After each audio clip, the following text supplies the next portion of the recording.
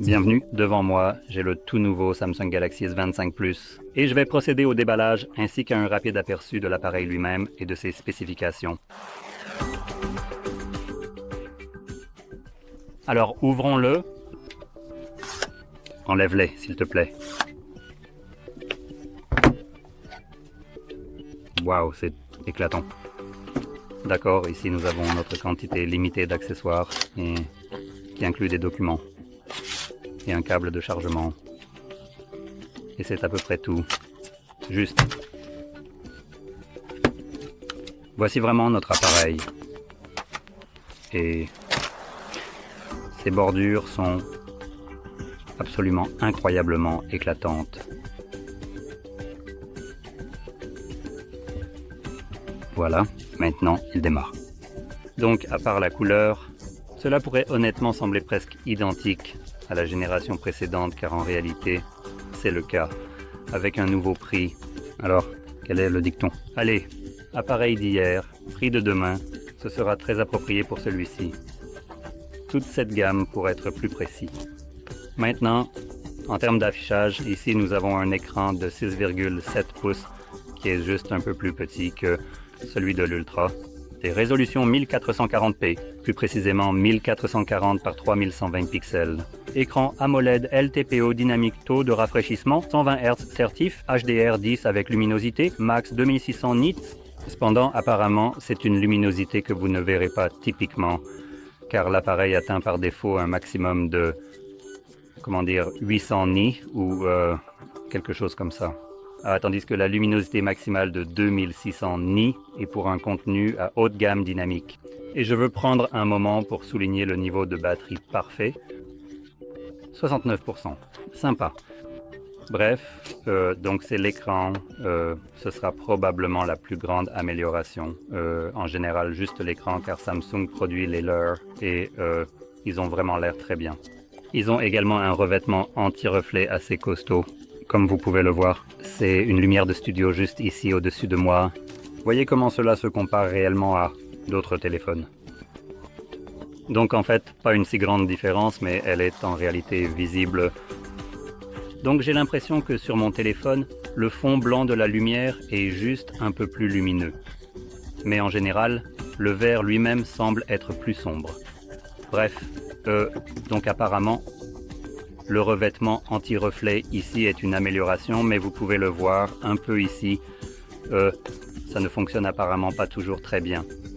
Et les couleurs, la résolution de l'écran et tout ça est évidemment de premier ordre ici.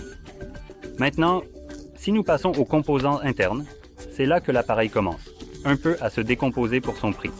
Donc cet appareil coûte, sans taxes, 1000 $. Mais avec les taxes, évidemment, cela va être plus comme 11 ou 1200, quelque chose dans ces eaux-là.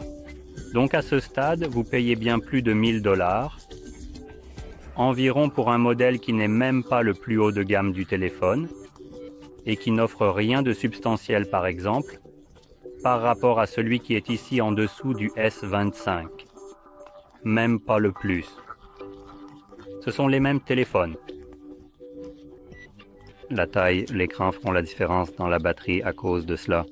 Alors, cela vaut-il la peine de payer 250 $ de plus? Probablement pas, je dirais. Et je vais en parler un peu plus en termes de prix et de ce que je considère comme ayant de la valeur pour cet argent. Mais de toute façon, donc l'appareil lui-même est en fait relativement fin, donc je ne suis pas sûr de ce qu'il prévoit de faire avec les appareils minces, car ceux-ci sont déjà assez minces d'après ce que je me souviens des précédents. Donc je ne suis pas sûr, prévoit-il de faire un rasoir comme téléphone. Et je veux des choses que même si elles sont minces et dont elles ne bénéficient pas, c'est le nouveau type de batterie à base de silicone. Elles utilisent toujours la batterie typique au lithium-ion, donc cet appareil a une batterie de seulement 4900 mAh qui se recharge à nouveau à seulement 45 watts, c'est 20-25. Les téléphones se rechargent à 120 watts et Samsung ici vend un téléphone à plus de 1000 $, qui se recharge encore à un pauvre, juste misérable 45 watts et essaie de vous vendre ça comme si c'était une grâce divine pour vous. Donc j'ai évidemment un problème avec ça. Maintenant, en termes de charge sans fil, encore 15 watts. Un téléphone comme le OnePlus 13 se recharge sans fil plus rapidement que ce téléphone sans fil avec le câble. C'est absolument comique ici. Maintenant, nous avons les petites batteries qui se rechargent lentement comparativement à la concurrence en termes de quelle puissance elles utilisent. En termes de processeur alimentant cet appareil, c'est le modèle phare, donc c'est un Snapdragon 8 Elite avec 12 Go de RAM étant la seule option et 256 ou 512 Go de stockage intégré en UFS 4.0, ce qui pourrait vous être utile car, par exemple, cet appareil a la capacité d'enregistrer des vidéos en format log, logarithmique signifiant 10 secondes. Deux vidéos prendront 200 mégaoctets de stockage. Vous pouvez imaginer comment une minute deviendra plus sauvage et tout ce qui est plus long. Donc un type de stockage plus rapide vous permettra essentiellement de sauvegarder cet enregistrement sur votre stockage. Beaucoup plus rapidement avec moins de temps de traitement. Donc c'est une chose positive. Maintenant, pour les caméras, nous avons un objectif de 50 mégapixels avec une ouverture de f 1.8 24 mm. Ensuite, nous avons un téléobjectif de 10 mégapixels avec une ouverture de f 2.4 67 mm et un objectif ultra grand angle de 12 mégapixels f 2.2 13 mm 120 degrés. Ceux-ci peuvent faire des vidéos en 8K, 30 images par seconde, 4K à 60 et 1080p jusqu'à 100-240 images de ralenti. Et puis à l'avant, nous avons un appareil photo selfie qui est un objectif large de 12 mégapixels qui fait du 4K16, essentiellement similaire au noir. Donc c'est tout ce qu'il y a pour les caméras. Encore une fois, nous n'avons pas de caméra sous l'écran, nous avons juste une caméra avec un trou perforé. Donc pas vraiment de changement ici. Comme je l'ai dit, presque identique au modèle précédent. Ces nouveaux objectifs, ou plutôt le design autour des objectifs, est vraiment littéralement une caractéristique collée. Donc, vous pourriez prendre une lame de rasoir et les faire sauter, comme l'a fait Jerry Rig Everything. Donc oui, ils se détachent complètement, avec beaucoup de force, mais je veux souligner qu'ils le font. Donc, il semble juste que Samsung a pris leur ancien téléphone et a décidé, vous savez, faisons un changement et puis les a simplement collés. Coloré suffisamment bien et a ensuite vendu le même téléphone avec l'IA à un prix premium. Maintenant, quand il s'agit de l'IA, maintenant que j'ai souligné cela, c'est une autre chose qui pourrait être bonne ou pas, et je vais un peu approfondir le sujet. Donc, les trois différents Samsung S25 sont livrés avec des fonctionnalités d'IA. Il y en a beaucoup et elles sont plutôt bonnes. Elles vous permettent d'avoir une sorte de recherche web générale et de résumer des pages web, un nettoyage intelligent d'images par l'IA, comme enlever certains éléments d'arrière-plan que vous ne voulez certainement pas voir, et toute une série de différentes fonctionnalités d'IA.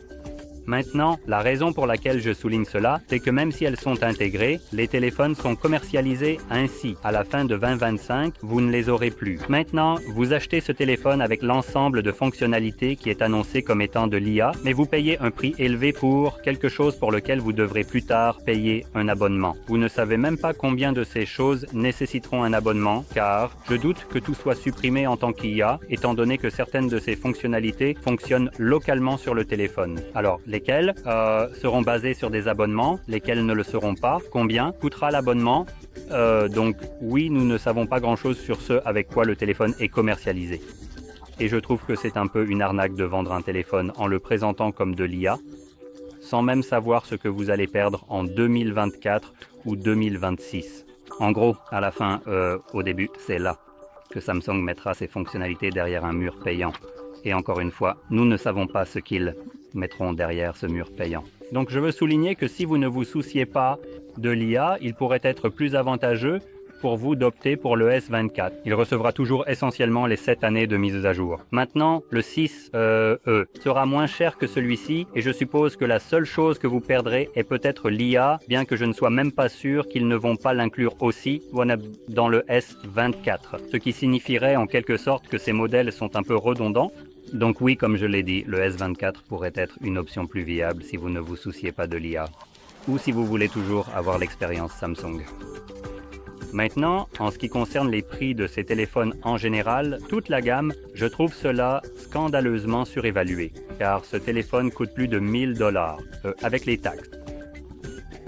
Cela m'a coûté 600 $ avec les taxes. Et ce téléphone est également équipé du Snapdragon 8 Elite, d'une batterie de 6400 mAh qui peut être chargée à 80 watts et en général dispose d'un ensemble de caméras décent. Mais après les tests, je peux vraiment dire que Samsung prend de meilleures vidéos. C'est tout simplement non négociable ici. En termes de photos, Nubia fait un travail assez fantastique, mais pour les vidéos, pas tellement. Alors, voilà. C'est comme vous le voyez, ce téléphone aura l'air plutôt bien. Je vais juste refermer ça pour qu'on ait un look assez sympa sans bordure, avec pas de caméra perforée nulle part car elle est sous l'écran.